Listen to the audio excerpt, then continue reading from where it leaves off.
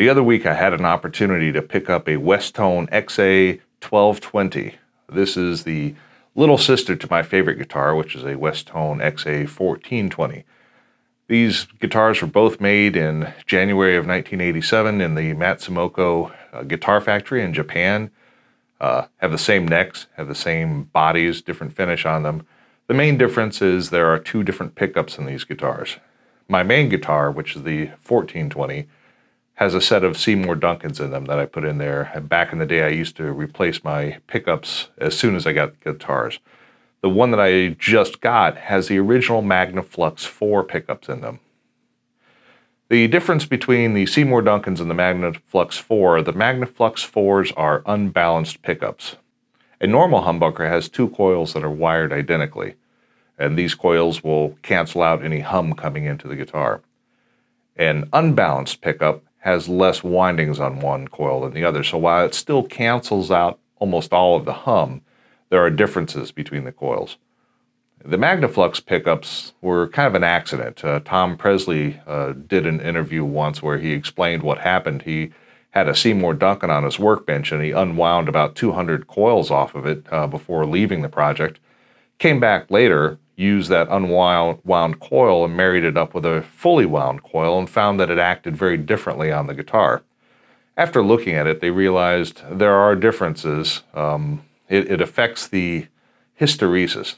And hysteresis is really a very complex topic I'm not going to get into here, but you can kind of think of it as reluctance to change.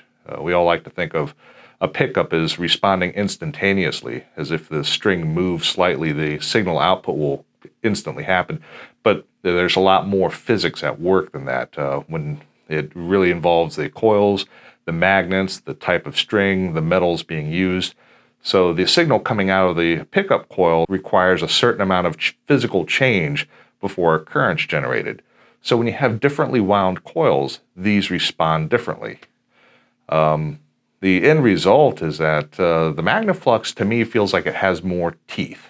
It's not as tight as a single coil pickup, and it's not as full or wide sounding, saturated sounding as a humbucker, and it doesn't sound like a blend between the two. It's got its own unique flavor to it. It almost feels like the pickup has an expander on it. So when you first play it, it feels like the Magnaflux pickups don't have as much volume as a humbucker. But they do. If you hit them really hard, it's the same output. It's the same amount of output coming off of them.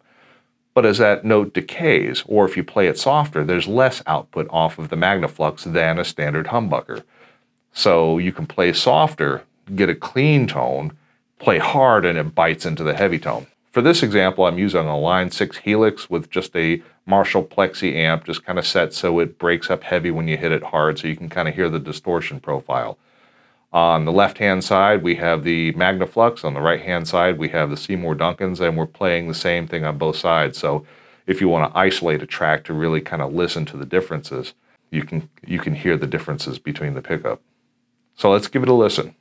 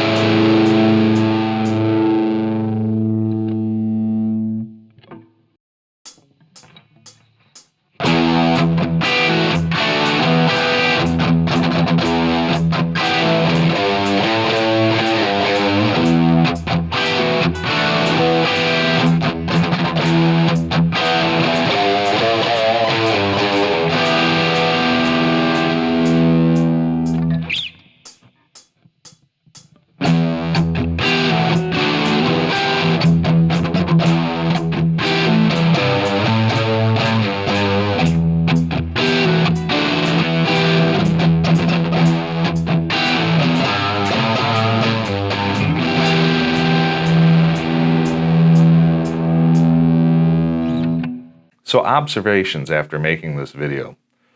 I noticed that I played differently on the two guitars, which is strange because they're identical guitars.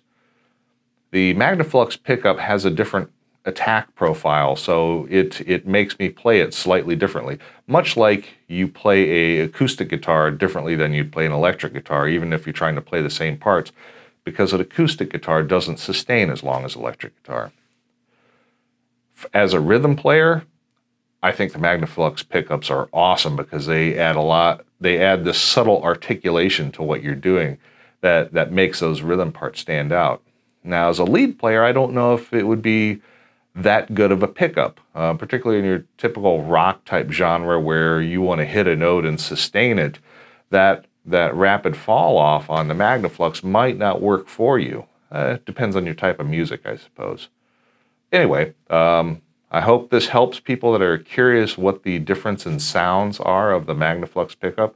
I know I could get into a lot more scientific detail, but I just wanted to kind of give people an overview of what the overall difference is between them. So have a good day.